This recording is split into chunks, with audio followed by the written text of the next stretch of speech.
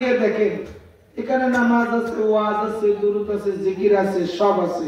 তবে বর্তমানে কিছু নামধারী বিশ্ব জাকির মঞ্জিদের আলেমরা যারা এই দরবারে খাইয়া পয়রা ডাইল খাইয়া সম্মানী হয়েছে, এই দরবারের নাম বিচ্ছে মানুষ হয়েছে, ওরা বাহির হয়ে এখন বলতে চায় এই দরবারে নাকি শিয়াবাদ প্রচার হচ্ছে। জোরে কোন নাউজুবিল্লাহ। আমিরে মুআবিয়া আল্লাহর নবীর সাহাবী, আল্লাহর নবীর সাহাবী। এটা বিশ্ব জাকির মঞ্জিলের ওলামা কাউন্সিলের প্রত্যেকটা আলেমের আকীদা তথা পীর কাওলা জান হুজুরের আওলাদদেরও আকীদা, জাকির ভাইদেরও আকীদা। কোনদিন বিশ্ব জাকির মঞ্জিলের মাহফিলে নবীর কোন সাহাবীদেরকে গালমন্দ করতে কোন আলেম আপনারা এই সোনারঘাটবাসী শুনছেন? আওয়াজ দিয়ে বলেন শুনছেন? নব্য ফিতনাবাজ কিছু আলেম নাম কাওয়াস্তে আলেম, কাম কাওয়াস্তে মুনাফিক, তারা এই দরবারের স্বার্থ হাসিল করতে পারে না। স্বার্থ বুঝেন তো? মানে আমি যখন ক্ষমতা দেখাইতে পারবো না, আমি যখন এই দরবার থেকে কিছু সঞ্চয় করতে পারবো না, আমি যখন মাহফিল পাবো না, নেতৃত্ব দিতে পারবো না, আমার উর্ধে আরেকজন গিয়ে দখল করে ফেলেছে, এমনটা অবস্থায় আমি নিচে নেমে গেছি প্রতিহিংসার কারণে।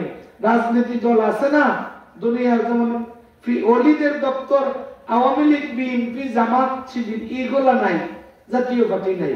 ওলিদের দরবারে যার খেদমত যতটুকু তার মর্যাদা ততটুকু, কিন্তু এখানের মধ্যে তারা চাচ্ছে যে রাজনীতি দলের মতো, হ্যাঁ যেহেতু উপরে উঠে গেছে, এরা যেহেতু আমার থাকতেই দিছে না, আমি প্রতিযোগিতা করে বদনাম করে নি, তাদের সুনাম নষ্ট করতে পারি, বাপ মূর্তি নষ্ট করতে পারি। বলুন তো সম্মান ইজ্জতের মালিক যিনি, তিনি কে? তুইজ্জু মান তাশা ওয়া তুযিল্লু মান তাশা বিয়াদিকাল খায়র ইন্নাকা আলা কুল্লি শাইইন কাদির। সম্মানের মালিক যিনি, তিনি কে? ইজ্জতের মালিক যিনি, তিনি কে? বিশ্ব জাকির মঞ্জিল ওয়ালাদের ইজ্জত যদি আল্লাহ দেয়, ও দুনিয়ার শ্রেষ্ঠ মুফতি মুনাজির, দুনিয়ার শ্রেষ্ঠ শাইখুল হাদিস ধ্বংস করতে পারবে? কোন ফিতনাবাজ মৌলবী বিশ্ব জাকির মঞ্জিলের সুনাম নষ্ট করতে পারবে? তোরাকে আল্লাহ মারে খেয়ে সম্মান দেন যদি আল্লাহ ধ্বংস করবো খেয়ে। আমি বলবো এ দেশে যারা ক্ষমতার জন্য, এ দেশে যারা স্বার্থের জন্য মানুষকে খুন করে, মানুষের ইজ্জতের চাদর নিয়ে টানাটানি করে, ওলিদের মাজার ভাঙচুর করতে চায়, ওলিদের বদনাম করতে চায়, এরা মানুষ নামে জানোয়ার। উলাইকা কাল আনাম বাল হুম আদাল, তারা হিংস্র প্রাণীর চেয়ে নিকৃষ্ট। ঠিক না বেঠিক? এদের থেকে সাবধান থাকতে হবে। আর এদেরকে যে সমাজেই দেখবেন, যে সংগঠনেই দেখবেন, ছাঁটাই করবেন, বাছাই করবেন, কারণ এরা প্রতিশোধ গ্রহণকারী, এরা আপনারে ছাড় দিবে না।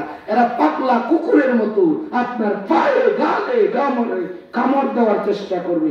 এই পাগলা কুকুরগুলা, এদেরকে চিহ্নিত করতে হবে। ঠিক না বেঠিক? বিশ্ব জাকির মঞ্জিলে কোন মত আকীদা লালিত পালিত হয়, কারণ বিশ্ব জাকির মঞ্জিল হক দরবার আসিল, আছে, থাকবে। যদি এই দরবারে আলেম ওলামা না থাকতো তো আরো বহু আগে ধ্বংস হয়ে যেত।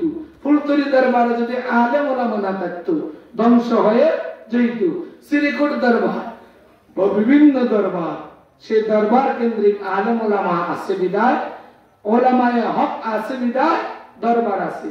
ব্যক্তিগত মতামত থাকে, ভাই ভাইয়ের কাছে বড় দুর্বল, ভাই ভাইয়ের বিষয়ে জানে, তার দুর্বলতা কোনো। তো কিছু জিনিস আছে না, তোমার বড় ভাই ছোট ভাই দ্বন্দ্ব লাগে, লাগলেই যে দেইরাজ একটা শক্তি, বুঝুননি? দুই ভাই লাগলে মাঝখানে আর একদল মুনাফিক একটা শক্তি দিয়ে লাগছে যে দুবালা কইলা তার একবারে শেষ করিলা। এই শক্তিটা হইল মুনাফিকি শক্তি। এই শক্তি ছিল রাসূলের জামানায়।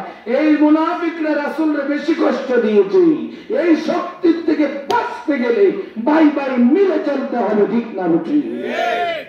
আর যারা অপর শক্তি, 3 নাম্বার শক্তির পিছনে পড়ে কাজ করে, যেরকম 3 নাম্বার শক্তিটা মুনাফিক, লা শাক্কা, কোন সন্দেহ নাই, ওই শক্তির বদৌলতে যারা চলে তারাও মুনাফিক। কোন ঠিক না ঠিক?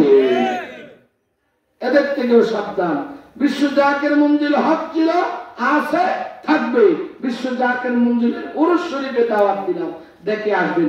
আল্লাহ কবুল করে বলেন আমিন। আসেন নবীর সালাম জানাইয়া